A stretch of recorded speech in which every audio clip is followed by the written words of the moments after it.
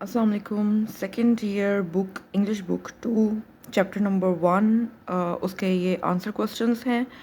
इसको हम देखेंगे कि ये इन्होंने क्या पूछा हुआ है and then I will tell you the answers. How is it that a star, how is it ये किस तरह है दैट के अ स्टार एक सितारा सेल्डम कभी कभी फाइंड्स उसे मिलता है अनदर स्टार एक और सितारा नियर इट उसके नज़दीक। ये किस तरह है कि कोई एक सितारा जो है वो दूसरे सितारे को कभी कभी जो है अपने नज़दीक पाता है। दूसरा सवाल है व्हाट हैपेंड व्हेन, क्या होता है जब according to sir James Jeans के मुताबिक अ वैंडरिंग स्टार एक आवारा घूमता हुआ सितारा वैंडरिंग थ्रू स्पेस वो खला में घूमते हुए केम नियर द सन, जब वो सूरज के नज़दीक आए तो क्या होता है। व्हाट हैपेंड, आप according to sir James Jeans की अगर लाइन को साइड पे कर दें तो आप क्वेश्चन देखें what happened when a wandering star, क्या होता है जब एक आवारा घूमता हुआ सितारा वैंडरिंग थ्रू स्पेस खला में घूमते हुए केम नियर द सन,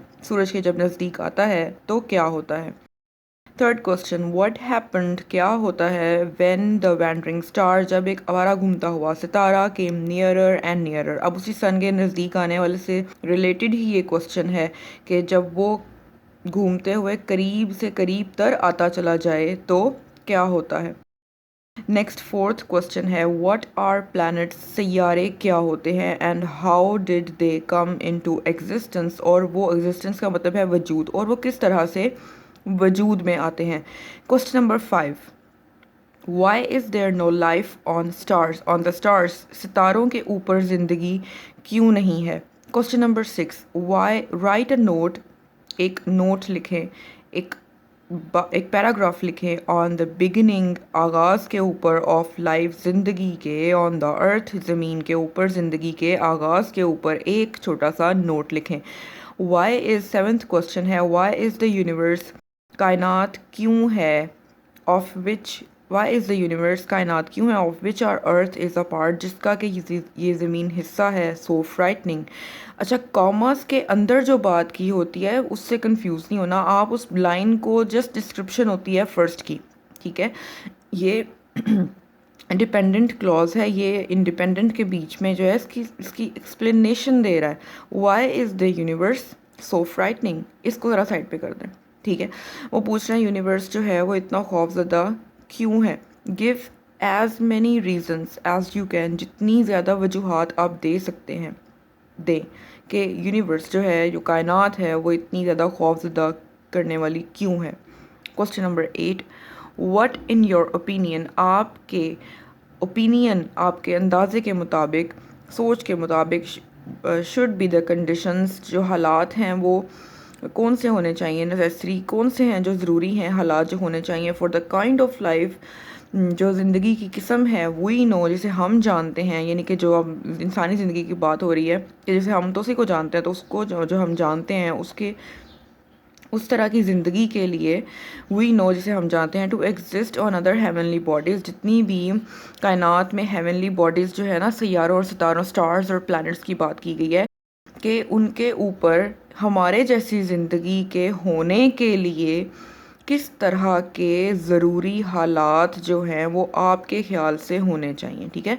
वो जो हेवनली बॉडीज़ हैं उनके ऊपर किस तरह की कंडीशंस, हालात होने चाहिए ताकि हमारे जैसी ह्यूमन लाइफ वहाँ पे सरवाइव कर सके या मौजूद हो। डू सच कंडीशंस, क्या इस तरह के हालात जनरली आम तौर पर एग्जिस्ट, मौजूद है। तो ये 2 क्वेश्चन हैं एक ही सवाल में, तो अब हम इनके आंसर्स को देख लेंगे। पेपर पैटर्न और रूल के मुताबिक 3 to 5 लाइंस के अंदर ही स्टूडेंट्स जो है उन्होंने शॉर्ट आंसर्स लिखने होते हैं related to the book 2, English book 2 second year. तो 3 to 5 लाइंस के ही मैंने आंसर्स बनाए हैं and they are to the point. First question is how is it that a star seldom finds another star near it. तो इसका answer है in space a star seldom finds another star near it because the universe is so immense and stars are far away from each other। आप second year की जो book है उसके answers का एक पैटर्न है, एक तरीका है, वो ये है कि आपने बिल्कुल टू द पॉइंट होना होता है, आप उसकी डिस्क्रिप्शन में नहीं जाते। ये बिल्कुल ऐसी है कि आपसे अगर कोई क्वेश्चन करे and you have to give a very short answer, yes, no, because of this, yes because of this. बस इससे ज़्यादा आपने कोई भी डिस्क्रिप्शन के अंदर नहीं जाना कि ये इसलिए है तो ये इसलिए है तो ये इसलिए है, नहीं, ऐसे नहीं करना। 3 to 5 लाइन्स को आपने कंप्लीट करना है। कोशिश करनी है कि अगर हो सके, पॉसिबल हो सके, अगर आंसर एक लाइन के अंदर बनता है तो एक लाइन आप क्वेश्चन की ऐड कर लेते हैं, like it is because of this. और अगर आंसर लंबा है तो फिर आप क्वेश्चन में से कोई चीज़ ऐड नहीं करते, you have to give the answer very briefly to the point.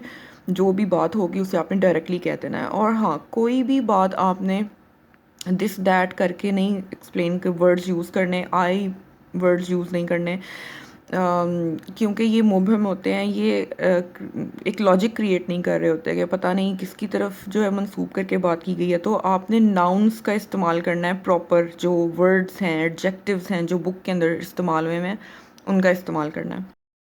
In space खला में स्टार सेल्डम फाइंड्स, एक सितारा कभी कभी पाता है अनदर स्टार, दूसरे सितारे को, नियर इट, अपने नज़दीक, बिकॉज, क्योंकि। ठीक है, इसमें से क्वेश्चन में से भी मैंने लिया है। The star seldom finds another star near it because the universe, because क्योंकि यूनिवर्स क्या है, कायनात है, इस सो इमेंस, बहुत ज़्यादा बड़ी है, एंड स्टार्स, और जो सितारे हैं, are far away from each other. Simple, छोटी सी एक जवाब है, इससे ज़्यादा इसका जवाब नहीं बनता। आप इसकी डिस्क्रिप्शन अगर दें तो दे सकते हैं, but it will cut your marks. Second question, what happened when the wandering star came near the sun, क्या होता है जब घूमता हुआ सितारा नज़दीक आ जाता है सूरज के। व्हेन अ वैंडरिंग स्टार, जब एक सितारा केम नियर द सन, ठीक है, when a wandering star came near the sun, comma, it raised a big wave on the surface of the sun. इधर टाइडल वेव भी कह सकते हैं, big tidal wave on the surface of the sun. When a star came nearer, the wave rose higher. What happened when the wandering star came nearer and nearer? अभी उसके करीब ज़्यादातर आने की जो है वो क्वेश्चन है। When the wandering star came nearer and nearer to the sun, the big tidal wave get bigger on the surface of the sun, just like a big mountain. Next question is, what are the planets? What are planets and how did they come into existence? Planets क्या हैं और किस तरह से वजूद में आते हैं? When a wandering star came nearer, जब एक आवारा घूमता हुआ सितारा नज़दीक आता है to the sun, सूरज के, forming a large mountain of tidal wave, और वो tidal wave का एक बहुत बड़ा mountain बनाता है। The powerful tidal pull, जो tidal pull का जो खिंचाव है, torn the mountain into pieces, वो उस माउंटेन को क्या करता है, तोड़ देता है टुकड़ों में। The pieces begin to move around the sun, और यही पीसेस सूरज के गिर्द घूमते हैं, एंड आर कॉल्ड प्लैनेट्स, और यही क्या हैं, प्लैनेट्स कहलाते हैं, क्योंकि वो उनकी आहिस्ता आहिस्ता गर्मी ख़त्म हो जाती है, and they so they are called planets. अब देखें, इसके अंदर मैंने कोई भी जो है वो क्वेश्चन से कोई चीज़ ऐड नहीं की। What are planets and how did they come into existence?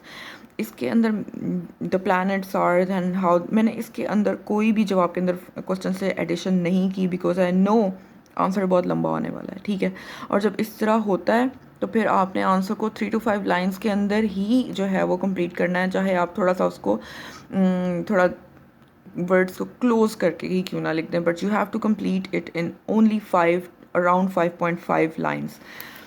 Why is there no life on the stars? Stars के ऊपर जो है वो life क्यों नहीं है? Stars are big balls of fire. They are extremely hot, far hot, too hot for life to exist on them. ठीक है. Next question. Write a note on the beginning of life on Earth. When the broken pieces of the sun became cooler. अब ये ज़िंदगी के आगाज़ के ऊपर question है.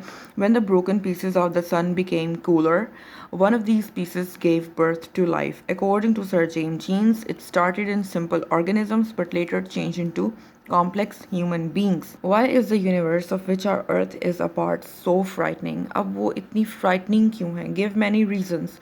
आप अगर question number page number second page number पर फर्स्ट पैराग्राफ देखें, इसके अंदर काफ़ी reasons हैं, and you have to combine all of these to create a just 3 to 5 lines answer. तो ये इसका आंसर मैंने क्रिएट किया है। The universe is so immense that earth is like a little grain of sand. ये first reason हो गई. The universe surrounds earth in space and time. There is no planet with life like earth in space. There exist extreme loneliness. Space is cold. ये सारी जो हैं वो reasons हैं. Next question. What should be the conditions necessary for the kind of life we know to exist on other heavenly bodies? Do such conditions generally exist? तो किस तरह के जो है हालात होने चाहिए जो ज़रूरी हैं हमारी तरह की ज़िंदगी के किसी और हेवनली बॉडी के ऊपर एग्जिस्ट करने के लिए? क्या इस तरह के हालात आम तौर पर पाए जाते हैं? तो जवाब है द नेसेसरी कंडीशंस. जो ज़रूरी कंडीशंस हालात हैं फॉर लाइफ, जो ज़िंदगी के लिए टू एग्जिस्ट, उसके होने के लिए on the heavenly bodies includes, ठीक है, includes moderate temperature, oxygen and water. अब ऑक्सीजन और वाटर जो है वो बुक के अंदर एडेड नहीं है, बट यू नो कि लाइफ के लिए ये ज़रूरी है. So these two are very very compulsory items to for the life to be on any heavenly body. इसको मैंने, ये बुक के अंदर है बट ये नहीं है, लेकिन still I have added these words. The necessary conditions for the life to exist on the heavenly bodies includes moderate temperature, comma is very important, oxygen and water. These things do not exist on other heavenly bodies except Earth. ये है question number 8 and the first chapter is now completed. अब हम इंशाल्लाह next video में second chapter को मैं start करूँगी. Stay blessed और अच्छी तैयारी करें, अच्छा पढ़ें और दूसरों की भी हेल्प किया करें. अल्लाह हाफिज़.